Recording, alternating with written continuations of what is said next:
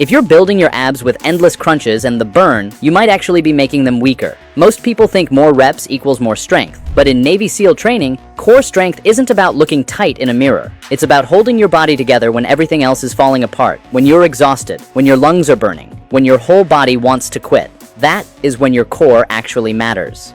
In this video, I'm showing you 4 Navy SEAL movements that hit your core with a focus on control, endurance, and mental toughness. And one of them looks so easy that most people underestimate it right before it breaks them.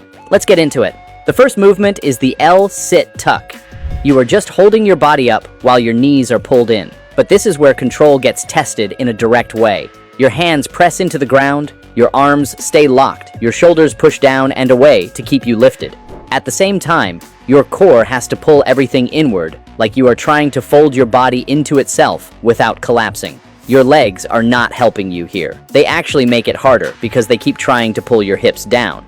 This is the kind of strength Navy SEAL-style training builds first, because if you cannot control your own body in a stable position, you will not control it under chaos either. There is no rhythm to hide behind, no swinging, no momentum, no shortcuts. Within seconds, you feel it.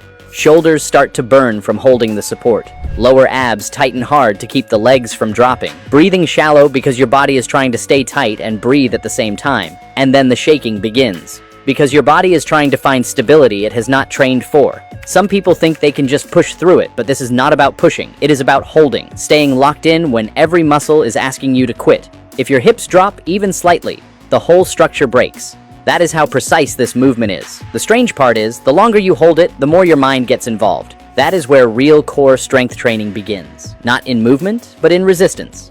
Once you understand this control, the next movement changes everything. Because now you are not holding still anymore. Now you are fighting chaos under weight and exhaustion. The second movement is the sandbag burpee clean, and this is where things shift.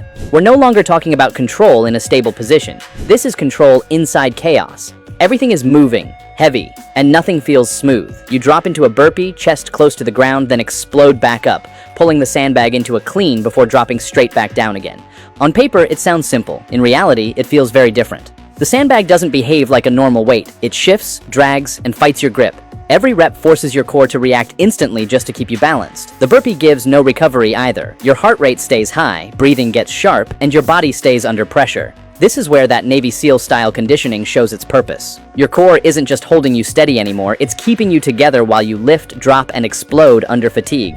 At first, you feel in control, then fatigue builds, movements lose sharpness, timing slips, breathing gets heavier, grip starts to fade, and somehow, the sandbag feels heavier even though the weight hasn't changed. That's not increasing the load. That's your recovery between reps breaking down. And once that happens, every rep starts costing more than the last. Most people lose rhythm here, not because they can't finish the movement, but because they can't stay controlled while everything falls apart around them. That's the real test, staying precise under pressure, not just being strong. And once your body adapts to that kind of chaos, the next movement shifts everything again. It removes chaos completely and replaces it with something even harder in a different way. The third movement is the slow motion mountain climber, and this one hits your mind more than your body.